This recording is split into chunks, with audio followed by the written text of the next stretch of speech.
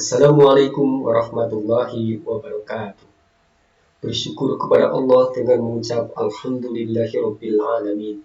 Bersolawat kepada Rasul dengan mengucap Allahumma sholli ala Sayyidina Muhammad wa ala ali Sayyidina Muhammad. Apa kabar anak-anakku?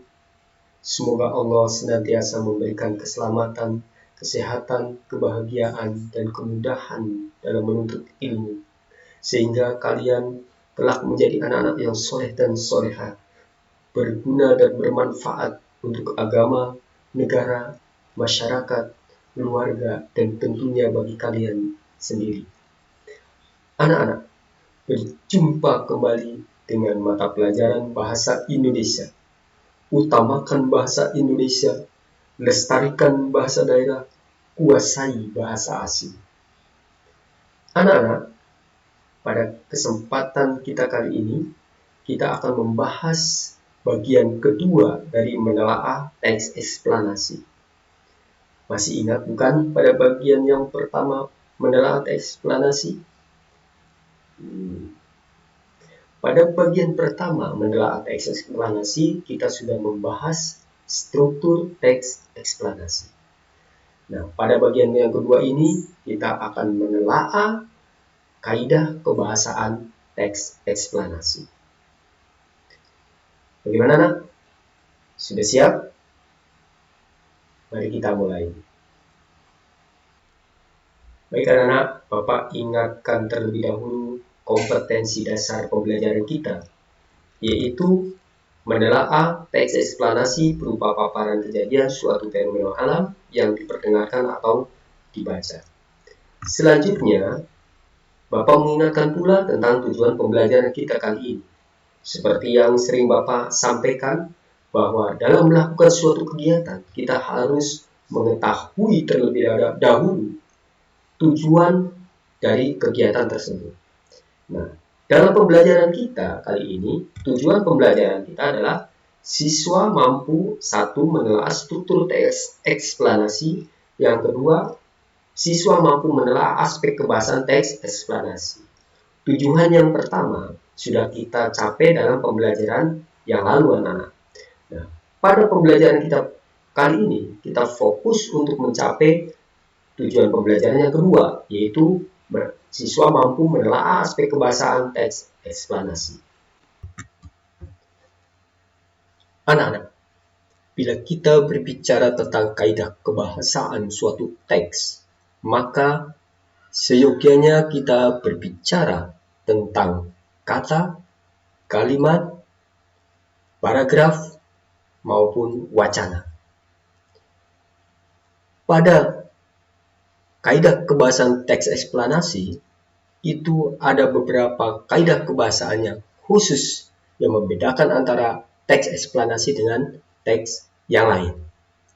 Lalu, apa saja kaidah kebahasaan yang digunakan dalam teks eksplanasi, anak-anak? Mari kita bahas satu persatu. Kaidah kebahasaan teks eksplanasi ada 4 yang paling tidak yang harus kita ketahui. Yang pertama yaitu konjungsi kausalitas.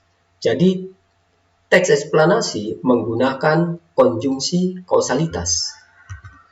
Yang kedua adalah menggunakan konjungsi kronologis.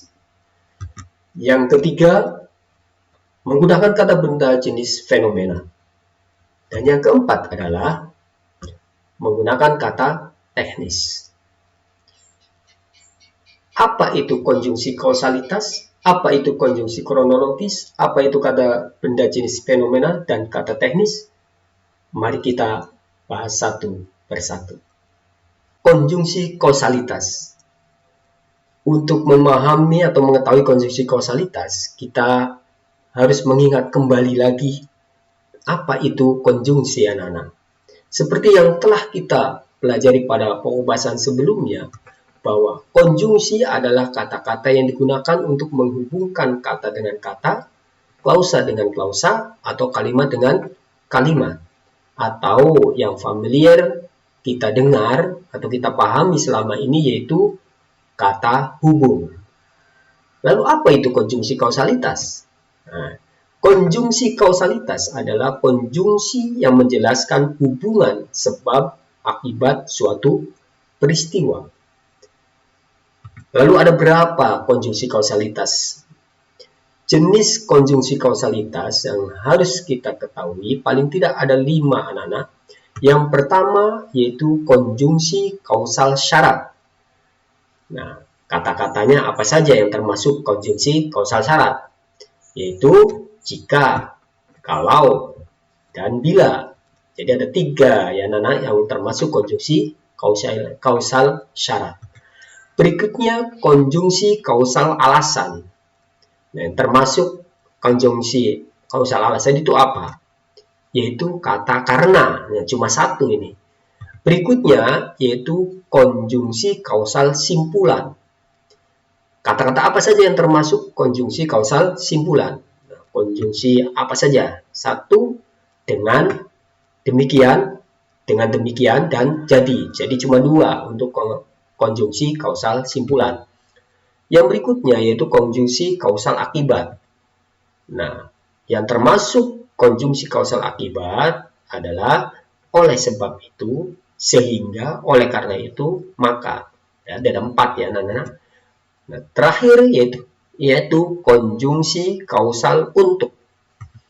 Nah, ini yang termasuk konjungsi kausal untuk, yaitu jika, kalau, dan bila. Ada 3. Nah, itulah konjungsi kausalitas. Sekarang, bagaimana penerapannya dalam kalimat, paragraf, atau bahkan wacana? Mari kita lihat contohnya, anak-anak.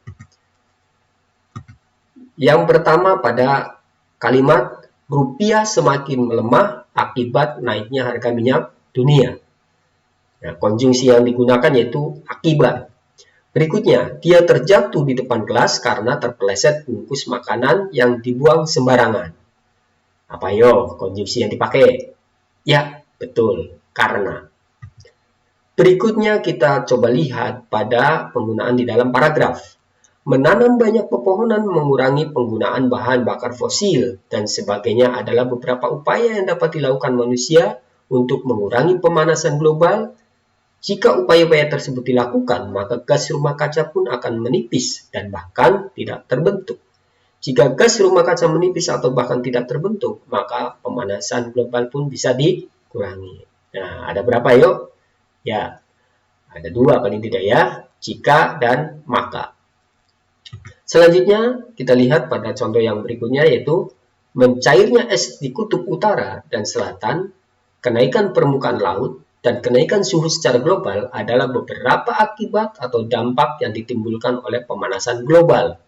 Adapun pemanasan global sendiri disebabkan oleh gas rumah kaca yang terbentuk dari komponen-komponen gas berbahaya seperti CO2, N2O, dan CH4. Nah, itulah contoh-contoh penggunaan konjungsi kausalitas baik dalam kalimat maupun paragraf. Penggunaan kaidah kebahasaan yang kedua pada teks eksplanasi yaitu konjungsi kronologis. Konjungsi kronologis adalah konjungsi yang menghubungkan 2 buah klausa atau lebih yang menggambarkan adanya urutan waktu kejadian. Kita lihat contoh katanya yaitu kemudian, lalu, setelah, itu, pada akhirnya, dan seterusnya. Mari kita lihat contohnya, anak-anak. Penggunaan dalam kalimat. Kalimat pertama, dia terjatuh lalu tertawa geli.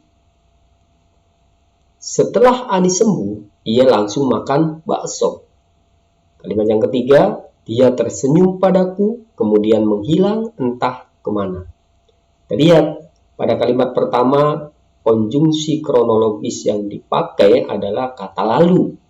Pada kalimat kedua, konjungsi kronologis yang dipakai adalah kata setelah, dan yang kalimat ketiga adalah kata kemudian. Kita lihat contoh berikutnya penggunaan pada paragraf. Sejak dahulu kala para astronom atau ahli bintang mempelajari bintang-bintang di langit malam. Kemudian mereka berhasil melihatnya melalui teleskop. Sekarang kita dapat mempelajari luar angkasa dari dekat dengan pesawat satelit dan kendaraan antariksa yang melakukan perjalanan ke planet-planet. Para astronom menemukan berbagai penemuan yang luar biasa di sana. Nah, kita lihat konjungsi kronologis yang digunakan pada paragraf ini. Yang pertama yaitu kata sejak. Yang kedua kata konjungsi kronologis kemudian. Ya, yang ketiga sekarang.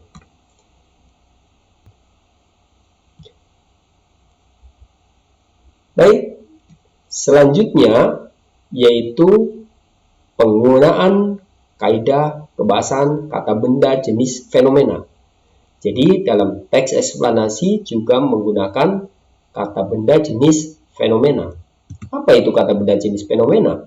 Kata benda jenis fenomena adalah kata yang merujuk suatu yang dibedakan dari sebuah fenomena, baik itu fenomena alam, sosial, maupun budaya.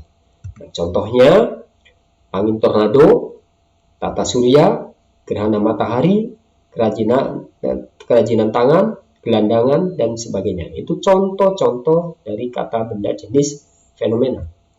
Kita lihat contoh dalam paragraf. Gunung meletus adalah peristiwa keluarnya endapan magma dari perut bumi yang didorong oleh gas bertekanan tinggi yang terjadi pada gunung berapi. Hasil letusan gunung berapi antara lain lava, lahar, gas vulkanik, hujan abu, dan awan panas. Pada akhirnya, fenomena bencana tersebut akan menyebabkan berbagai kerusakan seperti kerusakan lingkungan, tercemarnya udara, dan bahaya langsung bagi makhluk hidup yang ada di sekitarnya. Kita lihat di sini penggunaan kata benda jenis fenomena antara lain endapan magma, perut bumi, gas, gunung berapi, lava, lahar, gas vulkanik, hujan abu, dan awan panas. Ini contoh dari kata benda jenis fenomena pada teks eksplanasi fenomena alam, yaitu meletus, gunung meletus ya. Baik anak-anak, kaidah kebahasaan yang berikutnya dalam teks eksplanasi adalah penggunaan kata teknis. Ya. Apa itu kata teknis? Kata teknis disebut juga kata peristilahan dalam bidang tertentu. Nah, contohnya industri pariwisata, otomotif, sektor pertanian, dan sebagainya. Kita lihat contoh pada paragraf anak-anak. Mencairnya es di kutub utara dan selatan, kenaikan permukaan laut, dan kenaikan suhu secara global adalah beberapa akibat atau dampak yang ditimbulkan oleh pemanasan global. Adapun pemanasan global sendiri disebabkan oleh gas rumah kaca yang terbentuk dari komponen-komponen gas berbahaya seperti CO2, N2O, dan CH4. Nah, kita lihat penggunaan kata teknis ya. Ini sebetulnya ada nih, anak-anak, ini contohnya mencairnya es ini ya. Mencairnya es ini juga kata teknis, global, dampak, ini kenaikan suhu juga, pemanasan global. Ini contoh-contoh dari kata teknis dalam teks eksplanasi ini jenis fenomena alam juga ya anak-anak. Demikianlah anak-anak pembahasan kita pada pertemuan kali ini, yaitu tentang kaidah kebahasaan teks eksplanasi. Bila kalian menemukan kesulitan atau ada hal-hal yang belum dipahami, silahkan tanyakan, bisa melalui WA group kelas kalian atau melalui komentar pada e-learning madrasah kita. Insya Allah nanti akan Bapak tanggapi. Selanjutnya anak-anak, nanti kalian setelah ini akan mengerjakan tugas yang harus kalian selesaikan terkait dengan materi yang sudah kita bahas. Demikianlah anak-anak, sampai jumpa pada pertemuan yang akan datang. Mohon maaf bila ada kekurangan dan kesalahan. Billahi taufiq wal hidayah. Assalamualaikum warahmatullahi wabarakatuh.